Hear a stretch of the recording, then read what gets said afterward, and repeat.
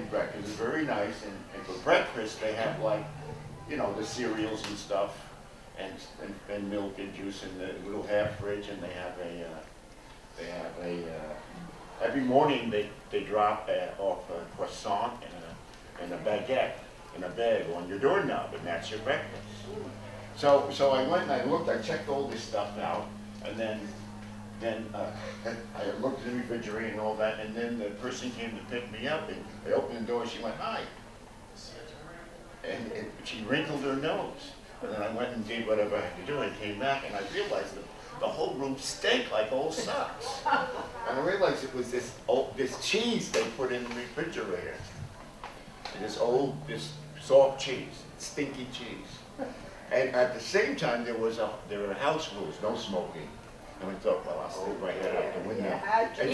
And she said, "Don't even stick your head out the window." She had written that down, the owner. She said, "Dude, and most of all, don't waste food."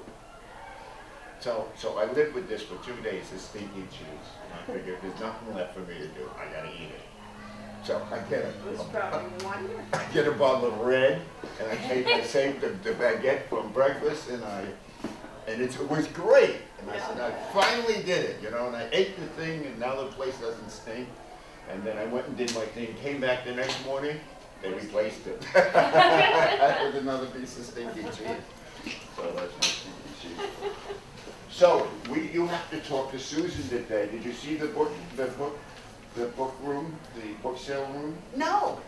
It's right around the corner. So I'll start then. So hi, thanks for coming. So I don't know, I'm not going to just run over and read. I guess I'd like to talk to you for a few minutes. First of all, I'd say I've been excited all day. I've been excited all week about this library. I just can't get over how magnificent this facility is now, and it's all ours. So I'm very happy to at least be asked to be part of it today.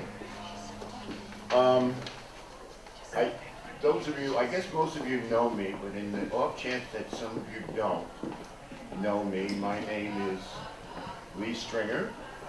I'm from Mamaroneck. We moved here from the Bronx when I was 6 years old, and I lived here till I was 17, and I went off to conquer the world, and the world won that fight.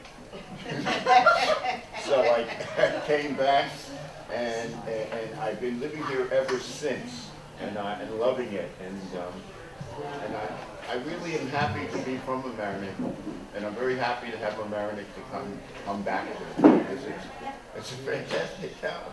Let's face it, it's a fantastic town. Somewhere in there, I spent 12 years living on the streets of Manhattan.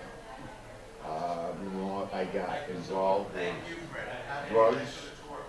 I suffered from the loss of several people close to me, inclusive of my father, my business partner, who I shared an apartment with, and my brother.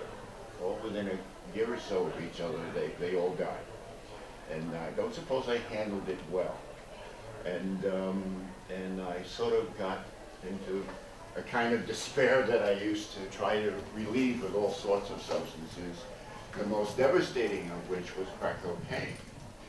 At the end of that, the interesting thing was that somehow in all those years, no matter how bad it got, there was this little kernel of faith that one day I'm going to wake up and I'm going to turn the corner, and there it's going to be the rest of my life. There will be something I will move towards. I always had that sense.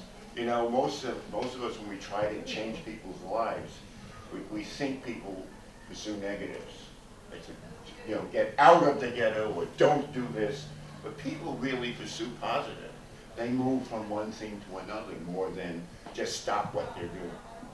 And that thing turned out to introduce itself as writing.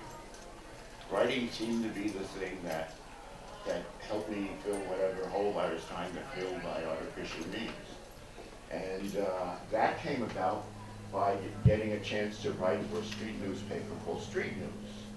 And when I started doing that, I think it was it wasn't immediate. It wasn't like, oh, I got street news now. Let me put my drugs down and share my life. I think, though, it was the very first step that offered come right for street news and a long walk away from where my life had been. Now, I had a lot of help. I went to a place called Project Review, which helps people get off the streets and off drugs. And I'm now on their board, so I can pay back a little for what they've done for me. It's absolutely miraculous, because when I went there, I never thought it would happen. I never thought, I thought I'd go right to the grave as a drug addict. And no one was more astounded and surprised than me when it worked. So when I walked up those stairs, I said, well, they hadn't invited me here for the benefit of my wisdom. I'm here because, you know, I want to stop, and I can't do it by myself, and I just pray they know what they're doing. So what I'm going to do is I'm going to keep my mouth shut, and I'm going to do what they tell me, and I'm going to pray that it works, and it worked. And to this day, I have an overwhelming sense of gratitude to everybody who works there, even to the people who clean the floor. So, in that process, out of that process, as I started to get clean, even before so, I did a little piece in a newspaper called Street News. And it was, Street News was possibly going out of business. So I did this page-long plea as a persona I had developed in Street News called Homie. Homie did a column called Ask Homie. If there's anything about the streets you wanted to know, if there's anything about drugs or whatever you wanted to know, you ask Homie. And I would try to give a better than stock answer. So it happened, a couple of things happened, which is part of a miracle, I think. For one thing, you know how people say they got their jobs through the New York Times? Well, I got my book deal through the Metropolitan Transit Authority, because Street News at that time was sold a lot on subways.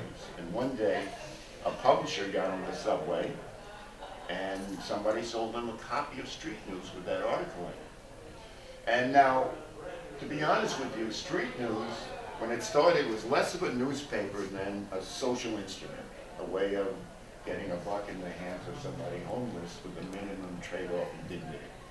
And a lot of people saw it that way. They you know, could buy the paper and toss it, or they give it back to you so you could sell it again, which always frustrated me. But anyway, Dan Simon was a partner in a publishing firm called 4 Walls, 8 Windows. And he was on the subway one day. Somebody sold him that issue of Street News, which he promptly tucked under his arm, let's face it, and waited for the next transfer receptacle. But then, the subway went in the tunnel, and it got stuck for 20 minutes. So he's like, he pulls out the paper and he reads it. He gets back to his office, he calls the publisher of the paper and says, I like this idea. He says, I'd like to support you. What do I do? Do I take a subscription? Do I make a donation? What's the deal? And he says, by the way, who's this Lee Stringer guy? He says, I kind of like his writing. He says, it doesn't take you where you think it's going to go. So now I walk in that morning and they tell me this. So I figured, well, I'll call him up. And I call him up and he says, well, why don't you come visit? And I walk over there with visions of grandeur on my head. I see myself walking into this great stone facade, you know, ushered up to the 20th floor, you know, out to the red carpeting down the hallway to Mr. Simon's office. None of that happened. It was way downtown, and it was the most minimal publishing house I've ever seen in my life. In fact, it was exactly what their name was. It was 4 walls and 8 windows. And Dan Simon sat behind the most minimal desk I've ever seen in my life, which was 2 3-drawer file cabinets with a board across it. And I went, oh, okay. Then I sit down and he did a strange thing. He took a rubber band and wrapped it around his fingers and started going like this, and he started talking. And almost hypnotically, he said, well, you know, we do this and that, our distribution is almost this Random House, very well respected, we get you reviewed in the Times, and I'm, okay. And then he says to me, perhaps if you're ready, maybe you'd like to do a book. And I was like, yeah, I'd do a book. Do a book, advance, money, crack, yeah! Let's do a book. I'm a book writing kind of guy, yeah. So I signed this deal for $3,000 advance. And I rushed out of there. Now I was not yet cured of my addiction at that time. And I went right out that weekend with a buddy and smoked it all up. 3 days of puffing up. And that Monday morning, I had $20 left. And the speaking's office where I was living was a wreck. And I said, well, I got to do two things. First, I gave the last 20 to the friend who had smoked with me and said, go get some McDonald's so we get something to eat. He jetted with the money, and I don't know what he did with it. So I said to myself, I have to do two things. First of all, I got to clean up this office before anyone comes in. And now I got to really write that book. And I think the process of writing the book, the process of examining my life for a minute. You know, most of us, live our lives, it's something that happens to us. You know, it's not every day we get to sit down and examine your life. Some of us don't want to. I certainly didn't want to. But I found that process more empowering than debilitating. I found a little value in myself. And I thought, maybe I'm worth saving myself. And that process got to a point where I knew that it would be either I was going to continue in my addiction or I was going to finish the book, but both would not happen. So I went in and I got help. And it worked. And I came out and I read, funny, because after about 11 months of treatment, I came out to do the book. And I read the first 100 pages I had written before, and I looked over the manuscript and I said, Jesus, I cannot stand this self-righteous son of a bitch. And I threw it all out and started again. And the result of that was Great Sense of Winter, Stories from the Street. When it was finished, and my publisher took it, my thought was, gee, well, hope it'll sell at least maybe 1,000 copies, so he won't lose money, and maybe get me a chance to do it again, and maybe do it right this time. I had no idea that it would take off the way it did. I had not a clue. And the first one, 2 people noticed it before I did, or even my publisher. One was a friend of mine who's in the book named Bob, who was an alcoholic and a buddy, and he's no longer an alcoholic, by the way. And he looked, he said, this is going to connect. That's all he said. And the second person was Kurt Vonnegut. Kurt Vonnegut was sent a copy of the early manuscript, and he loved it. And he sent a letter to Dan, all caps, no punctuation. You discovered this and this and that, and the last line was, you guys are going to make a fortune. And I thought, what is wrong with this man? Is he getting senile? And then the book exploded and actually changed my life. So since then, it's been the basis of a lot of the things I do now. It's been the basis of my association with the library. I was invited one day to be a speaker, and then they invited me to join the Friends, which I was all too happy to do. And then one day I missed a meeting, and while I was not there, they voted me president. I haven't missed a meeting since. Who knows what they'll do next? And also, and from reading at schools and whatnot, I also do some work at the Mamaroneck Cap Center. We give homework assistance to kids there. This book is also the basis of my being in, this will surprise you, an upcoming Robert De Niro film. And I'll tell you that little story. And this happened about 4 months ago. I get a call from Project Renewal, which is the place I went to get clean. They had been called by a casting company saying there's a new film being, a De Niro film called Another Bullshit Night in Suck City. Obviously a Disney feel-good film. And if it's based on a memoir written by a guy named Nick Flynn, who worked at a shelter, homeless shelter in Boston. And one day his father showed up as a client.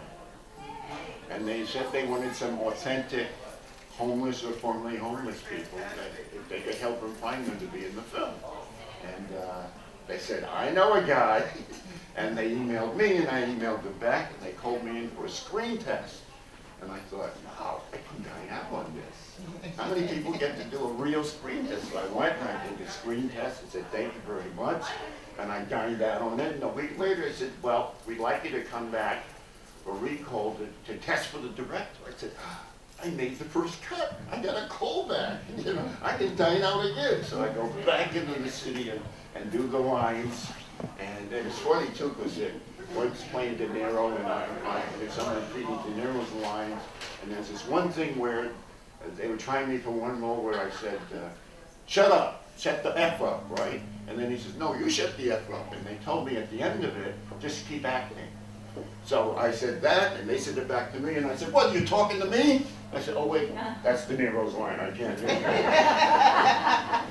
it. So bang, I dine out on that, and then I get a call. They're going to put me in the film. And I was like, my life is so bizarre. And I have a line in the film. So that's it. So the name of the, so I actually have a line in that film, and my line is, you can hear it first. My line is in the key scene when De Niro comes in to the shelter the first time, and his son, and there's a window where they have to check in, and they start talking back and forth, and I'm one line behind them, you know, getting impatient, and I go, hey, you giving out tickets or what? And that's my big members of the Academy, if you're here,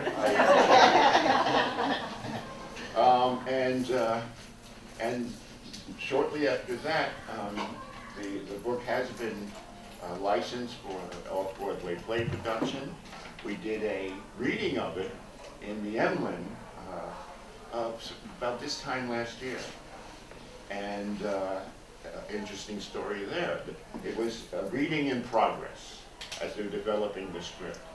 And I got a phone call the night before.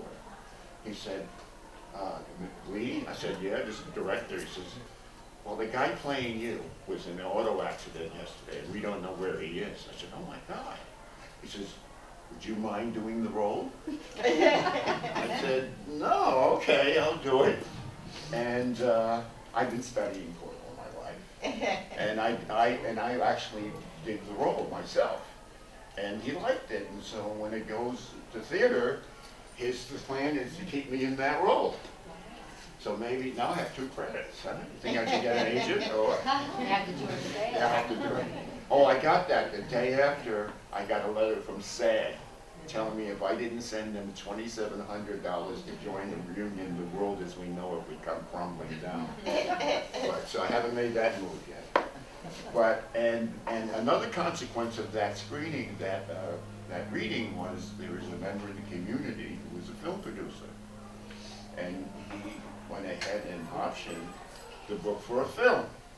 This is the second time it's been optioned. Let's hope this is the charm. Let's hope we actually make a film this year. So that's the background of the book and a little bit about my life. I guess I should get on with the reading, and thank you for coming and get on with the reading. And then afterwards, please grill me, questions and answers, anything. Okay? So I'm going to read one of the more active chapters from Grand Central Winters, a chapter I call Bad Tuesday. I was having a real bad Tuesday. First the subway and now this. The transit undercovers had been out in full force on the train, and it had taken me all morning and most of the afternoon playing hide and seek with them to scare up $22 selling street news. All I wanted after that was a little diversion from my frustration. Now there's a spot uptown, only 2 blocks from the subway exit, and patients never being the virtue of a guy out to get himself a good buzz, they usually get my money. But no one's there. I walk to the corner, down the block, to the projects. Stroll through the courtyard, eyes left and right, but they are nowhere to be found. I come back up Lexington Avenue, walk uptown 5 blocks, turn, and stroll towards Madison. Plenty of people on the street, but none with that pointed, inquisitive look in their eyes that ask those who know, how many? I hate this shit, someone says over his shoulder just as I'm about to make another round of the whole mess. Another one looking, tall, dark, and ragged. Cop money scrunched in his fist.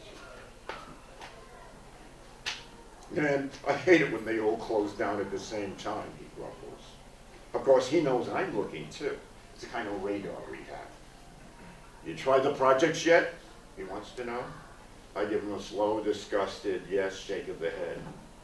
Dead, I tell him. But hope springs eternal. Even in the crackhead's heart, he feels off in that direction anyway. I go all the way down to First Avenue, to the other projects over there. Sometimes they come out with $3 jammies. The quality is sporadic, but I'm in no position to bargain. I want a hit, and I want it now. When I get there, a few kids are hanging out along the wall by the Quick Stop Deli. They know what's up. They know what I'm there for. They eye me with bemused derision. Another druggie sniffing around their foot. But there's nothing happening. Back I go to where I started. I'm standing by the subway, craning my neck to see down the block, trying to make out who among the few stragglers there might be pitching, when I spot tall, dark, and ragged, headed back my way, and I can tell by the bulge of his eyes and the crick in his neck that he's found a live spot. Projects, he blurts, as he swoops by me without pause, ski to the max, eyes scanning left and right like twin satellite dishes. You best hurry up, he adds, throwing the words over his shoulder as he disappears down the block. Kid, you don't have to tell me twice. I as good as run, eating up sidewalk in long, rapid strides. And as I hit this avenue, I fall in step with a salt and pepper duo. A red-headed Rasta, the other a hippie-haired blonde, and it looks like we're all headed for the same place.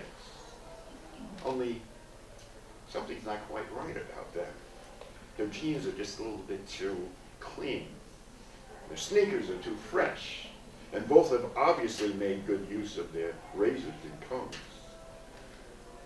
On the covers, I'm thinking, maybe that's why everything's gone dead. The cops must be doing one of their buy and bust sweeps. I shuttle back a little bit, let them keep a few paces on me. 2 street types zip by me as I reach the project, hurrying up the block, fists buried in their pockets. I can tell they've just copped something too. They have my envy. We all love smoking, but nobody loves copping. Inside the courtyard, a steerer is pitched on a stump jumper bike, the kind with its main frame mounted on twin heavy gauge springs that heat up bumps and curves. He does his job, pointing salt and pepper to the far fence where the pitcher stands serving up dimes from a small brown bag. And the two of them saunter over there. See, that's the thing. They saunter. Much too casual to be honest pipeheads. Gotta be cops, I tell myself. And still, being so close, it's all I can do to hang back a minute, put my back to the pitcher and take a casual bystander pose, ready to stroll off at the sound of any sudden scuffle. They're not really used to come after me, I tell myself. I'm clean. It's the dealers they want. Then I hear, pop, pop, pop, pop, pop. It's funny how the sound of real gunfire is so dry and empty, not at all like in the movies. But you recognize the sound immediately, even if you never heard it before. When I turn around, salt and pepper are gone and the dealer is down, dead before he hit the ground. 5 shots to the head at close range. Whoever wanted him dead, really wanted him dead. Shit, the steerer says. He slams his butt down on the bike and jets across the courtyard in a frenzy of pumping knees. But I just stand there, rooted. This has happened to me before, late one night several years ago in Midtown. A young Asian had been thoroughly gut-stabbed by a bouncer outside a rough trade joint on 8th Avenue, and it staggered away to the gutter and collapsed. I rushed over, hoping somehow it would come to me what to do when I got to him, but it was already all over. I reached him just in time to see the last breath sigh out of his body. The same strange, frightening fascination in seeing death up close and for real that I had felt then is what has me momentarily rooted now. Then I hear a sudden, terrified shriek cut across the courtyard and bounce off the project walls. A young woman comes careening from the building behind the fence, crying out the dead man's name. She crumbles to her knees when she reaches him, drapes herself over his prone body, buries her face in his blood and bone, and wails away, making opera of her shock and grief. A few seconds later, a pair of housing cops walk out the door. They seem so bored and matter-of-fact, loping along, you'd think they were on their way to lunch. No need to rush, just another dead nigger, all in a day's work. They survey the scene with shocking nonchalance, cursory glances this way and that, as if the shooters might be leaning against the wall, waiting to be handcuffed, smoking guns in their hands. Neither of them seems interested in asking anyone what happened, who saw what. Nor does it occur to me that I could give them a pretty good description. All that's going through my mind is acid and vitriol, but bad timing and rotten luck. If only I'd gotten here a few minutes later to cop. That's the kind of bad Tuesday I'm having. I'm out of there on a slow stroll, bitching and moaning all the way. Now there'd be cops covering all over the place, I grouse to myself. I'll never get anything then. See, it's a particular dread that overtakes you when you're a seasoned pipehead trying for a hit, and you can't get so much as a crumb. It's a slow, sinking panic that starts low in your gut, then eats its way to the center of your brain. I hit the first bodega I come to for a cut-rate 40-ounce malt liquor and wander around for the next half hour sucking it down, trying to douse the rising fire, and hoping beyond hope that some enterprising wannabe will take advantage of the distraction and put out a quick bundle or two of product on his competitors. It's happened before. They even have a name for it. They call it scraping customers. But mostly these dealers, they're like steam. They're like steam. When things heat up, they're vapor. Now I've got plenty of company now. Other pipeheads looking peaked and ill-tempered, hovering around the dead crack spots, wondering why, when they have all day to blow a guy away, this should have to happen now.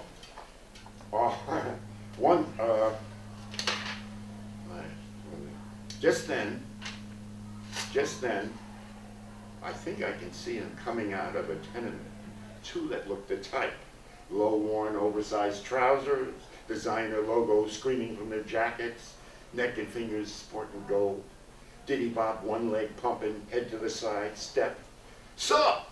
says the one on the right with a backward jut of his head. I walk over to him. Just a kid, really, but already as hard as nails. "'What you need?" "Dimes?" I ask with weak hope. "How many?" he says. "Give me 2, I say, all sunshine and roses now." We do it on the down low, brushing by each other, making the switch off with fast fingers. I pass the money into his hand, he drops his little baggies in my palm. Off I scramble in a fever, stem all ready in my hand, tearing the bag open with my teeth, squeezing the stuff out into my palm, thumbing it into the pipe, all while looking left, right, ahead, back for any prying eyes. But then, from biting open the bag, a bitter, all-too-familiar sliminess hits the tip of my tongue, and the world spins out from under me. Stupid, thirsty dumbass. $20 for 2 pieces of soap. The thirsties will get you every time. No doubt about it, I was having a real bad Tuesday. Now, I'm stalking towards downtown in a white heat. 80 cents left in my pocket, every nerve in my body screaming for a hit, no place to dump my rage, and even less room for my dread. The rush hour is come and gone, and as the dinner hour plays out and the sun slowly dies, the streets begin to buzz with night people, strolling from the restaurants, wandering in and out of stores, walking their dogs, stalking in and out of the bars, queuing up for movies, running for the buses, waving for taxi cabs. It's all money on the hoof and me with 80 cents.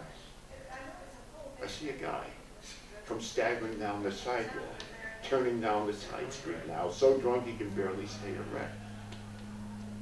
I tag along behind him. He blunders his way into a 4-story building. When I peer in, I see him in the vestibule, leaning against the wall and digging for his keys. But he's really blitzed. He can't even find his pockets. And I say to myself, Lord, don't let me do what I'm thinking, because I may be a pipehead, I'll give you that. But this, what I'm thinking, isn't me. Just then he looks up, notices me standing outside, and blinks dumbly out at me.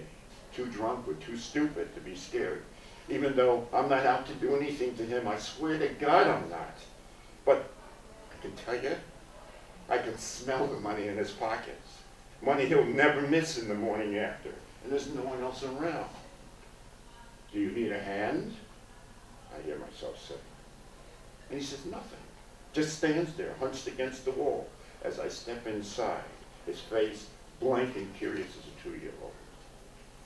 Can I help you with your keys? I plunge my hand right down in his pocket, still thinking, praying now, Lord, don't let me do it. And my fingers find a wad as thick as a slab of meat, enough to keep me buzzed for days. But apparently the Lord is answering prayers tonight. Thirsty as I am, I just can't go there. One look in the guy's face up close, and all I can see is the sodden, vague misery there. He's having his own bad Tuesday, the sorry fuck. I pull out his keys, open this door for him, hand him back the keys. There you go, buddy, I say, with a piece of a smiling face. You better go up and sleep it off. He gives me a jerky nod of his head in salute, gathers himself up, and holds a buck deep from his pocket, hands it to me, and disappears into the elevator. I'm sweating and trembling when I walk outside. I get only a few steps down the block before the consolation of having rendered a minor service begins to lose its blush. And I'm pissed at myself for my timidity.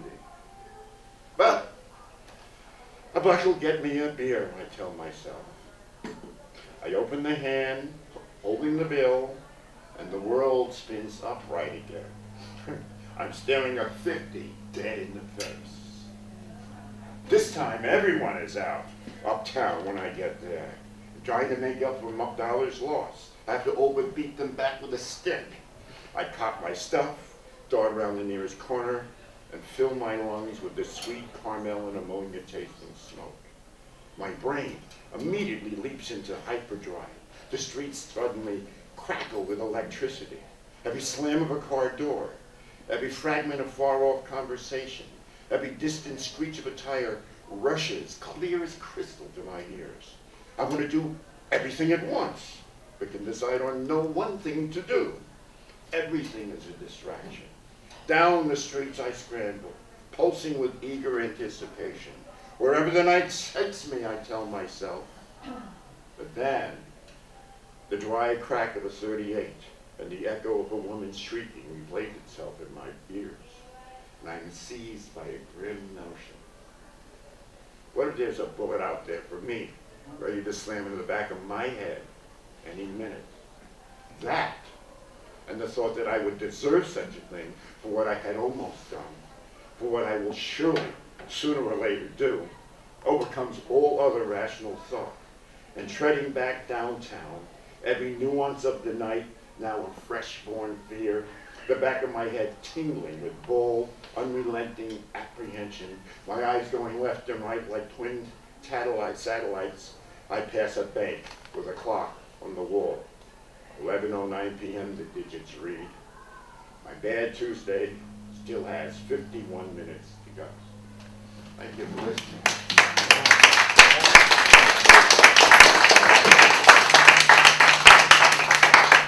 You know, someone once said that the good thing about being in darkness is it's when you're darkest, in the darkest corners that you can most clearly see light. And I think, you know, that's a dynamic that's always operating, which pretty much makes me think it's a pretty perfect world.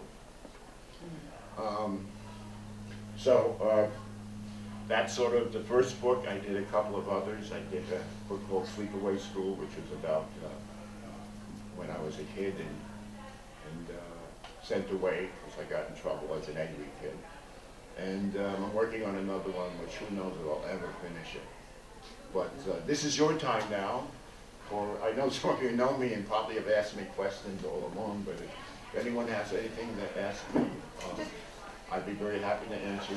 Yes? Yeah, in what year did this Tuesday transpire? It was towards the end. It was, I would say it was 94, 95, probably 94, 95. And I finally got clean in 97. And there's no looking back. That was it. Except for one one-day relapse, which is among the new chapters in the new edition of the book. Is that the new edition? This is the new edition, yeah. There's several chapters about the recovery process and the after. They called, you know, my publisher called me and says, well, we got the rights back from Simon & Schuster, which had bought the paperback rights 10 years ago, for 10 years. He says, we want to do another edition. Can you add some more stories? I said, well, there were a few stories I told people outside of the book that we could put in there. And so that's what we did. And I sort of hated to mess with a second time, but, you know, he's the publisher, so I said, all right, I'll do it. So you have a new edition, 50 pages. Yes? If this was written in 94 and you got clean in 97, do you think you could have written this book clean? Actually, it wasn't. I started in my last year on this street, which was about 96. And as I said before, then I realized that if I didn't go in and get clean, I wasn't going to finish the book. Okay, so the Tuesday was in 94 and you wrote about it later. Yes. Being in 96. Yes, this wasn't, although the book sounds like it's just a diary, it's not quite that. It wasn't as if I was keeping a running diary, although some of the material in the book towards the back was stuff that was first published in Street News as Ask Homie and other stuff, which was part of the story. What I liked about that combination is, well, how that happened, actually, the publisher's original vision was, the title of the book would be The Writings of Lee String. I thought, well, there's a book I can walk by 8 days a week without buying. You know, they don't know who I am. Why would they care about my writings? Because he had read, and he thought it would be a compilation of, you know, the stuff I've written in Street News. But he did say to me, he says, but I'd like you to write recent biography, you know, a little bit of your life, you know, so they know where you're coming from. So I started telling those stories, and those stories gradually pushed the rest of the book back further and further. And so they're in the end now. Yes? Yeah, did your writing style change a lot from the time you wrote the book to the time you added a chapter or two? And did you try to match it? That's an excellent question, because I did grapple with that. And, you know, I love that question, because here's the little secret is, you know, you only get to be a virgin once, you only get to the first date once, you only get to write a first book once. After that, you get into this you make a huge, huge mistake, especially if the book has any success. Your mistake is, I am now an author. I now know what I'm doing. And once you think you know what you're doing, it's 10 times harder to write anything of any value. It really is, because you begin to repeat yourself. So when I was confronted with this, you know, I realized my writing style had changed, and then I never quite had the innocence, if you will, as a writer, of just going all out and putting it out there and hoping for the best. I would never get, but I did try to keep the kind of not a lot of expository stuff. But it did change, yes. In one story, the only way to tell it was to really, you know, start and then go back. So it changed a little. But if you look across the book, you'll also see that in the book itself, there were several kind of style shifts. Because and then the only task was not to have a style, but what would be best to tell the story. And sometimes a more journalistic style felt better, and in some cases a more personal style. Some cases the voice is more street than in other times. It was just about the story.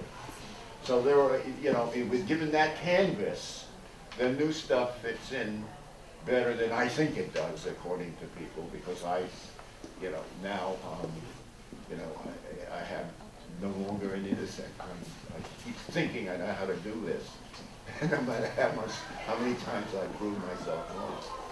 Yes. Oh, I'm sorry I got here late. I was just wondering, where did you get your training to write? And are there any exemplary authors that you'd like to read as a sort of an idea of your style? And the other impression I get is, I think you'd make even a better actor than you are an author. I don't know if you had any acting experience, but you're a great actor. Well, then the question for you is, are you an agent? No. I have sort of gotten into a little, actually, years ago they had community theater in Mamaroneck. It's called Cellar Door Theater. And they did a production called Finian's Rainbow. And I had 2 parts in that. I used to joke with people. They said, what do you play? I said, I play the rainbow. It's a colored part. That was funnier in the 60s. But yes, I you know, I did live with that. And when I was in Hawthorne, one of the things I was in a play there called Dark of the Moon. And I played Uncle Smellicule, who has all the funny lines. So at the end of the thing, I got a lot of applause. It's like, they weren't my words, you know, but, so I've had a little of that, and then recently, as I told the audience earlier, came back to me in film. I'm in a film here, a film that's coming out next year. But to answer your questions in sequence, the first one, it was, where did I train? I didn't actually have a training as a writer. I did, when I was a kid, especially in sleepaway school, Hawthorne Cedar Knolls, I did a lot of readings. I didn't have a lot of friends at first. And as I told people before, the great thing about books is you pick up a book, and by the tone, no matter what the book is, the person speaking wants you to be his friend. There's always that tone, there's always that welcomeness, that invitation, that friendliness, willingness to inform you, to take up your interest. So I read a lot, and then after reading a lot, I thought one day when I was a kid, I try writing, but, and I tried to write, I got into those Haley books, like those disaster books, like Airport and International Intrigue. I tried to write one of those, and I got about, you know, a paragraph before I realized I don't know anything about that stuff. So I figured, well, I can't be a writer because I don't have the kind of imagination to do that. And it wasn't until years later that I realized it's not really about imagination. You know, it's about, I think it's not even about construction. I think it's about excavation. That's what writing's about. So I just did that, and I didn't know how to do it, but I had a sense from reading of when I got there. I said, oh yeah, this seems to work. Let's keep that. Now let's try and do something else. So that's been the process. Writers I like. I just read a book that was published some years ago by somebody, D. Capito. Mike D. Capito. It's called Through the Windshield. And it's a totally deconstructed book, and I like it. Grabbed me. Totally, he doesn't do any exposition. It's just the present, and he's in the book, but hardly ever turns the camera on himself. And it's just these little things happening in this train in Midwest, in the post-industrial Midwest. And him and really a small canvas of people were sort of locked in this kind of repetitive, and the book just got me because it really evoked something, really put me there, you know, and that's hard to do. I mean, we're subject to a lot of writing now, and we can usually detect somebody using their craft to draw us in. I like when you can't detect it, but it's just, you're there. So that's one writer, and there was another one, I can't remember the name though. But, you know, I read about 20, 30 books a year, but. How about Vonnegut? Vonnegut, yeah, well, Vonnegut, yes, of course. Vonnegut is a friend. I discovered him when most of America discovered him way back when I was a teen, and they had books back then.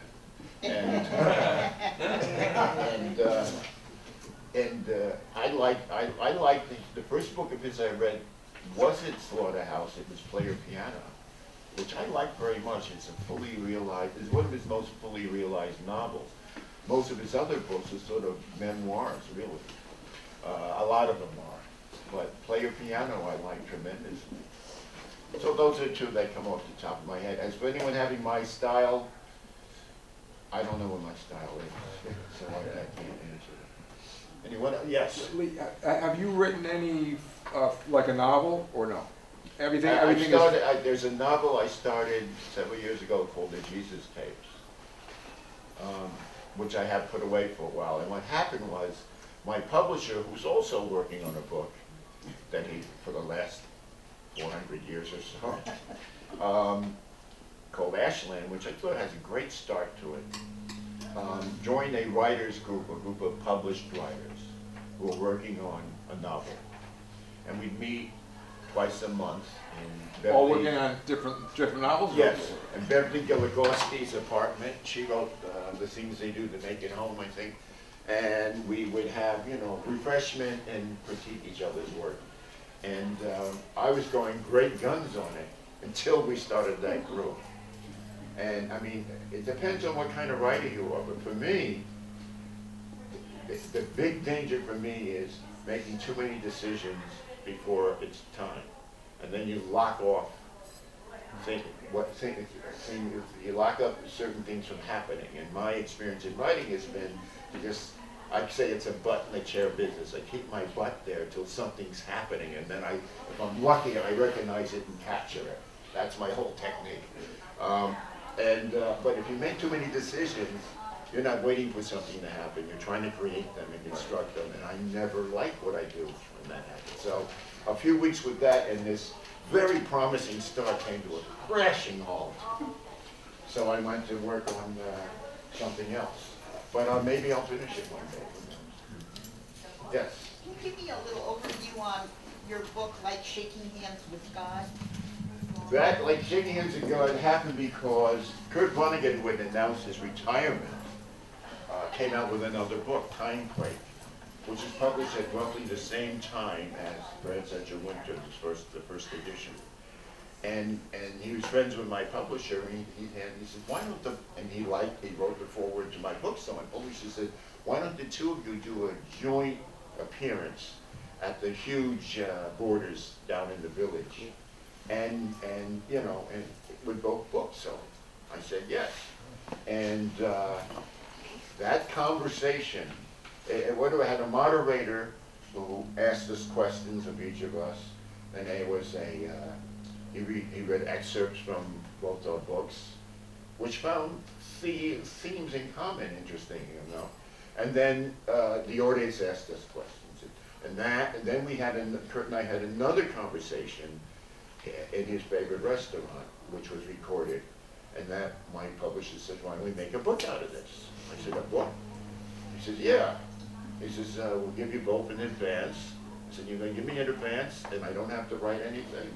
He says, yeah. I said, no brainer.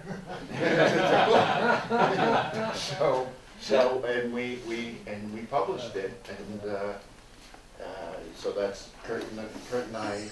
Now we were going to call it, interesting enough, Kurt had said something, we were decrying the over-technologization of the world and the dehumanization that comes from that, because Kurt is a big Luddite. And at one point he says, what is this? They offered $1 million to kill Salman Rushdie. I'll give you $2 million to kill Bill Gates. And then I said, show me the money. And we were going to call it Kill, which I loved, Kill Bill Gates and Other Good Ideas, which I thought that's a great title. But then the lawyers came in. Kurt has a cadre of lawyers around him. He said, well, what if someone actually shoots this guy? You know, so they wouldn't use the title. But at the same time, we were talking, and I was trying to describe what I was just talking about. You're sitting there writing, and all of a sudden, something comes out of you that you would never imagine, you know. And I said, that moment is like shaking hands with God. And they use that as the title. So that's that book. Anyone else? Wow. So, Lee's yeah. book is for sale here today. Oh. Yes, if the new edition, if anybody would like a copy, we're selling them, and I'll sign it for you. If you don't, that's all right too, but if you do, that's wonderful. Does anyone have any more questions or anything you want to say? Well, thank you all for joining me.